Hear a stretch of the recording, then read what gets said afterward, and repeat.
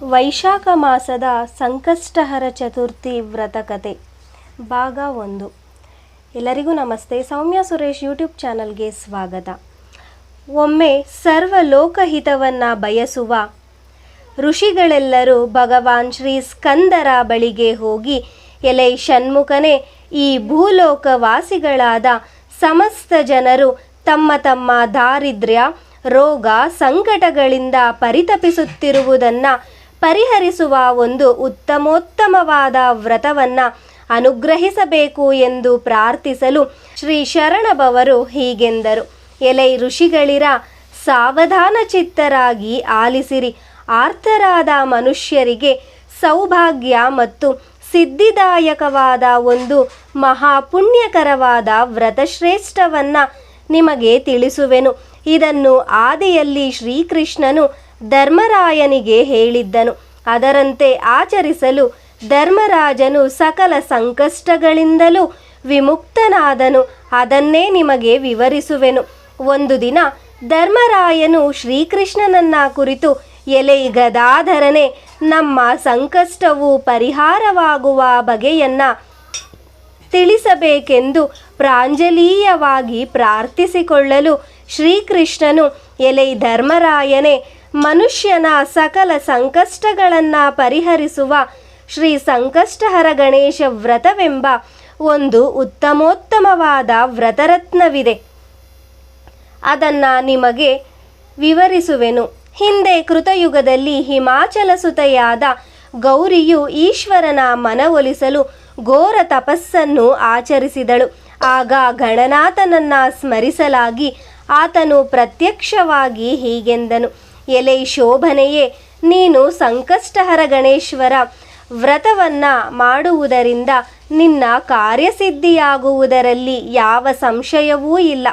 ಆ ವ್ರತವನ್ನು ಶ್ರಾವಣ ಮಾಸ ಕೃಷ್ಣ ಪಕ್ಷ ಚತುರ್ದಶಿಯಂದು ಆಚರಿಸಿ ಚಂದ್ರೋದಯದ ನಂತರ ಅರ್ಘ್ಯ ಪ್ರದಾನ ಮಾಡಬೇಕು.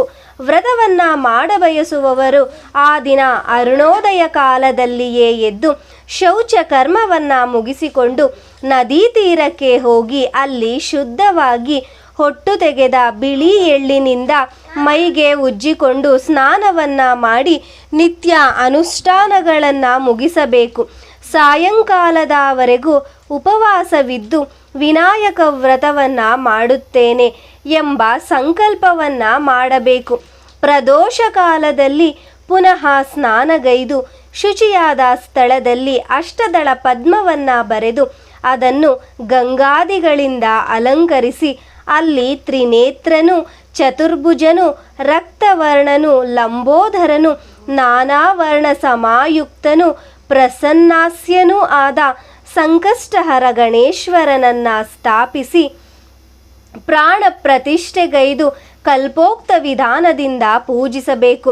ಎಳ್ಳಿನ ಕಡುಬು ಮೋದಕ ಮಾಡಿ 5 ದೇವರಿಗೆ ನಿವೇದಿಸಿ ಇದನ್ನು ಬ್ರಾಹ್ಮಣರಿಗೆ ದಾನ ಮಾಡಬೇಕು. ದೇವರಿಗೆ ನಿವೇದಿಸಿದ 5 ಮಾತ್ರ ತಾನು ತಿಂದು ಆ ರಾತ್ರಿ ಜಾಗರಣೆ ಮಾಡಬೇಕು. ಚಂದ್ರೋದಯವಾಗಲು ಚಂದ್ರನಿಗೆ ಕಲ್ಪೋಕ್ತ ಮಂತ್ರವನ್ನು ಅರ್ಘ್ಯ ಪ್ರದಾನ ಮಾಡಬೇಕು.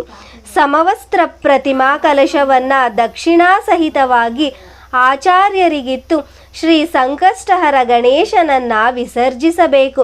ಈ ರೀತಿಯಾಗಿ ಶ್ರಾವಣ ಚತುರ್ದಶಿಯಲ್ಲಿ ಈ ವ್ರತವನ್ನು ಮಾಡಿದರೆ ನಾನು ಪ್ರಸನ್ನನಾಗಿ ಅವರ ವಾಂಛಿತಾರ್ಥಗಳನ್ನು ಕರುಣಿಸುವೆನು ಎಂದು ಆರಾಧಿಸಲ್ಪಟ್ಟ ಪಾರ್ವತೀದೇವಿಗೆ ಅವಳ ಸಂಕಷ್ಟ ಪರಿಹಾರಕ್ಕಾಗಿ ಗಣೇಶನು ಈ ವ್ರತವನ್ನು ಮೊದಲು ಉಪದೇಶಿಸಿದನು.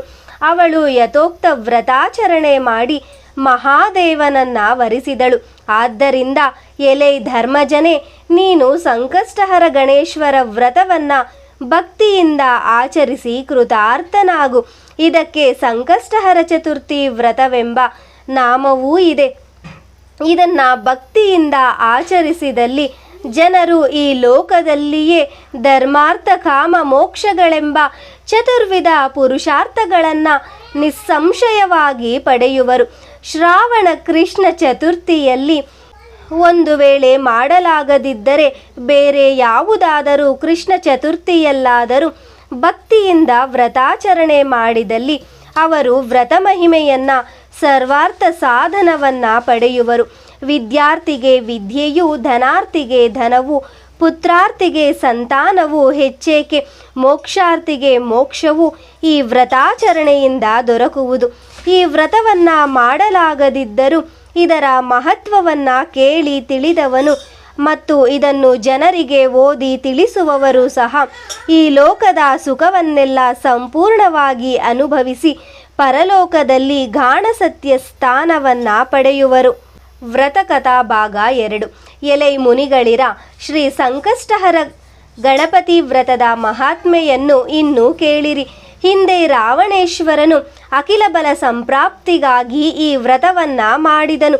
ಸೀತಾದೇವಿಯಿಂದ ವಿಯೋಗ ಕಾಲದಲ್ಲಿ ಶ್ರೀರಾಮಚಂದ್ರನಿಂದಲೂ ಈ ವ್ರತವು ಆಚರಿಸಲ್ಪಟ್ಟಿತು.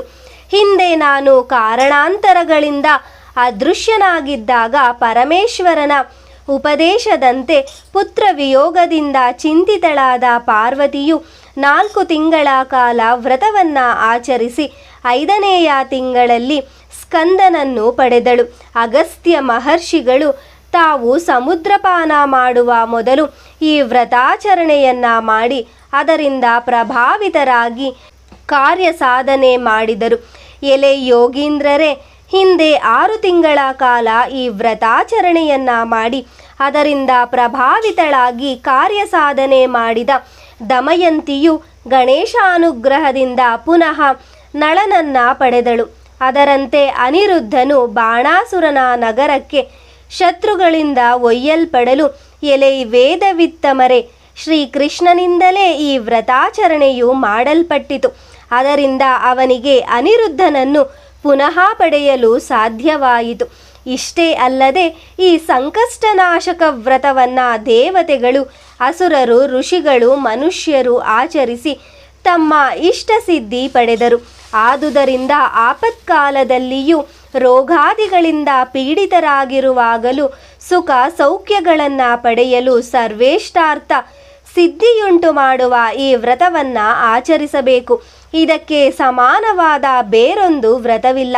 ಆಯಾ ಕಾಮ್ಯ ಕರ್ಮಗಳ ತಾರತಮ್ಯಕ್ಕೆ ಅನುಸಾರವಾಗಿ ಸಾಧ್ಯವಾದಷ್ಟು ಅಧಿಕ ಮಾಸಗಳ ಕಾಲ ಈ ವ್ರತವನ್ನ ಭಕ್ತಿಯಿಂದ ಅನುಷ್ಠಾನ ಮಾಡಬೇಕು. ಉತ್ತಮೋತ್ತಮವಾದ ಈ ವ್ರತವನ್ನ ಅನರ್ಹರಿಗೆಲ್ಲ ಉಪದೇಶಿಸದೆ ಗೌಪ್ಯವಾಗಿಟ್ಟುಕೊಂಡು ಸಿದ್ಧ ಜನರಿಗೆ ಮಾತ್ರ ಉಪದೇಶಿಸಬೇಕು. ಶ್ರೀ ಸಂಕಷ್ಟಹರ ಗಣೇಶ್ವರನು ಸ್ವತಃ ತಾನು ಪ್ರಸನ್ನನಾದಾಗ ಲೋಕದ ಜನರಿಗೆ ಬೇರೆ ಯಾವ ಉಪಭೋಗ್ಯ ವಸ್ತುಗಳಲ್ಲಿಯೂ ಆಸಕ್ತಿ ಉಂಟಾಗದು. ಸಂತುಷ್ಟನಾದ ಆ ಸಂಕಷ್ಟಹರ ಗಣಪತಿಯು ಭಕ್ತರ ಸರ್ವಾರ್ಥ ಸಿದ್ಧಿಯನ್ನ ಉಂಟು ಮಾಡುವುದರಲ್ಲಿ ಸಂಶಯವೇ ಇಲ್ಲ. ಶ್ರೀ ಸಂಕಷ್ಟಹರ ಗಣೇಶ್ವರಾರ್ಪಣಮಸ್ತು ಎಂಬಲ್ಲಿಗೆ ಸಂಕಷ್ಟಹರ ಚತುರ್ಥಿಯ ವ್ರತಕಥೆಯು ಸಂಪೂರ್ಣವಾಯಿತು.